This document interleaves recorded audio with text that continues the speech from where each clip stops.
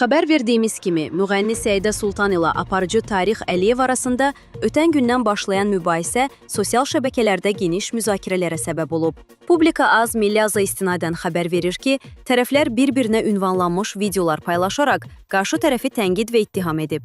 Tolik Səidənin narkotik maddələr istifadə etdiyini bildirərək onun müalicə aldığını iddia edib. Aparıcı həmçinin onun toy haqqında sözlərinə də toxunub. Yalandan toy etdin ki, ərin var. Ərin varsa gəlsin, amma yoxdur. Səidə isə cavab olaraq qolundakı iynə izlərini göstərib və başqa xəstəlikdən müalicə aldığını açıqlayıb.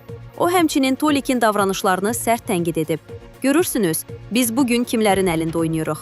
Bu neçə ildir belə davam edir. Tolik girib şou biznesə hamını qorxudur. Mən isə çəkinmirəm, yaltaq deyiləm. Səni kim salıb bu cəmaatın içinə? Mən sərbəst qızam, açıq geyinmişəm. Amma heç vaxt kiminsə ailəsinə söz-söhbət salmamışam. Sənin normal yaşayış tərzin yoxdur. İnsanları hədələyirsən. Uzaqlaşdım. Heç kimin həyatına zərər verməmişəm. Qeyd edək ki, Səidə əvvəlcə verilişlərdə yaşanan xoşagəlməz halları sosial şəbəkədə paylaşaraq aparıcıları sərt tənqid etmişdi. Bundan sonra Toliklə ifaçı arasında gərginlik artıb və Tolik Səidəni polisə şikayət edib.